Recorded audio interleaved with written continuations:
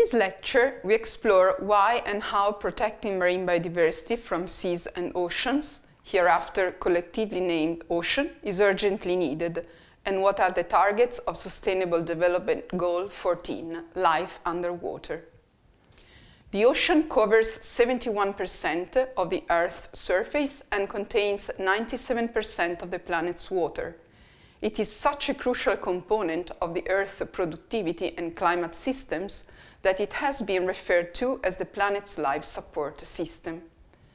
Despite its vast extent and importance, we have systematically explored only about 5% of the ocean. So, what do we know about marine biodiversity? Biodiversity is an all-inclusive term to describe the total variation among living organisms of our planet, encompassing genes, species, and ecosystems. The ocean provides by far the largest biosphere on the planet. It supports more than 40 ecosystems and an enormous but still largely unknown biodiversity.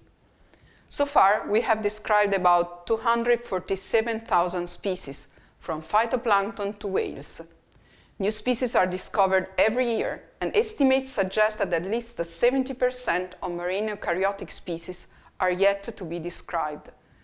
These figures exclude bacteria, archaea, and viruses that likely include millions of different types. It is estimated that coastal seawater contains in the region of 1 billion microorganisms per liter, including up to 10,000 bacterial types alone. Why it is important to know about marine biodiversity? It isn't just for interest, but it is also important for protecting our oceans. Changes in marine biodiversity are directly or indirectly caused by unsustainable fishing and exploitation of marine resources, eutrophication, pollution, and litter accumulation, habitat alteration, fragmentation, and destruction, such as claim of coastal wetlands or damage to seafloors due to trawling. Invasive species, climate change and related warming, ocean acidification, and expansion of hypoxic zones. Although extinctions are only slowly uncovered at the global scale, marine ecosystem and fish communities are rapidly losing population, species, or entire functional groups. Do you know how many oyster reefs we have already lost globally? More than 85%. Estimates suggest losses of 25 to 60% for many other ecosystems, including coastal wetlands, seagrasses, and coral reefs. Collectively, these losses threaten not only a wide range of organisms, but also the functions they support. Marine biodiversity also provides a wealth of services.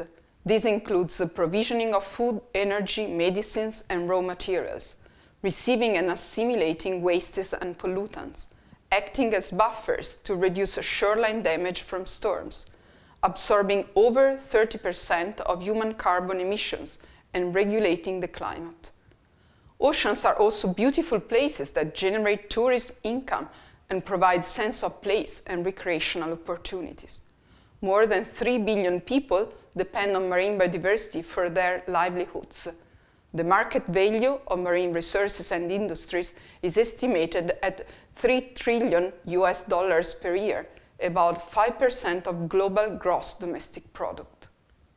How we manage this vital resource is essential, but what are the challenges? The human footprint of the global ocean is rising rapidly. Just think of land-based pollutants and litter, sprawl of infrastructure, aquaculture and fishery and tourism. In addition, activities such as oil and gas extraction, fishery, and marine mining are moving farther offshore into previously inaccessible deeper waters. Estimates suggest that today 60% of the world's major marine ecosystems have been degraded or are being used unsustainably. These patterns pose a significant threat of overexploitation and conflict in use, pollution and habitat destruction, and cause a concerning loss of ecosystem services. The good news is that recovery is possible if action is taken. Population of seals, whales, birds, some bottom-dwelling fish, and ecosystems such as oysters and seagrasses have recovered following conservation or restoration. There is also evidence that by supporting ecosystem resilience and services, marine protection can go hand in hand with social equity and economic viability. This success is a spanked commitment by parties to the United Nations Convention on Biological Diversity in 2010 to protect at least 10% of the ocean by 2020. Currently, about 7.47% of the ocean is designated as protected. Tools such as marine spatial planning and ecosystem-based management are also increasingly used to address multiple human uses of the ocean, their cumulative impacts and interactive effects within and potentially beyond natural jurisdictions.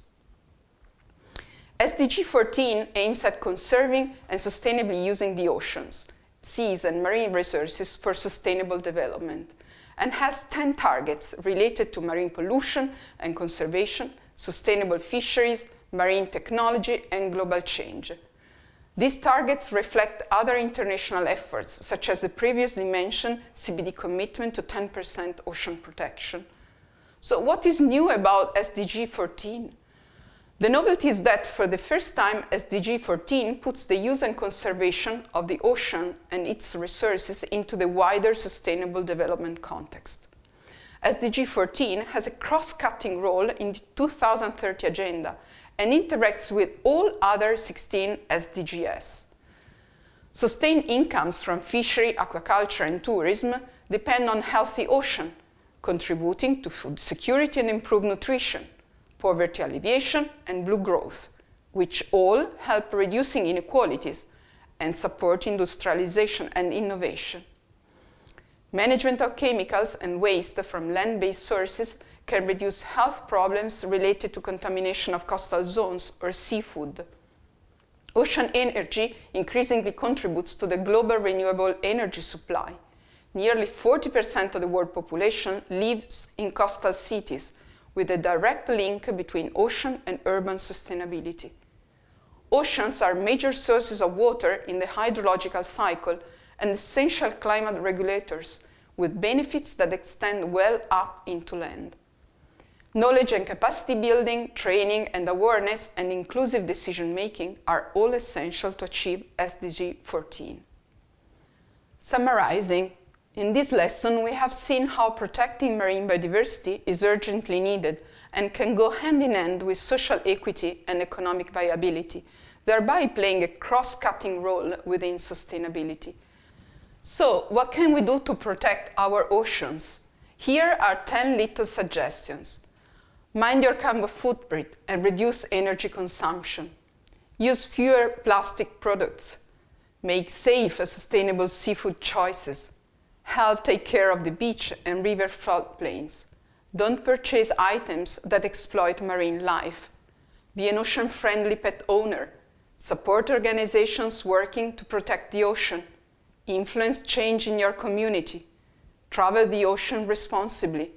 Educate yourself about oceans and marine life.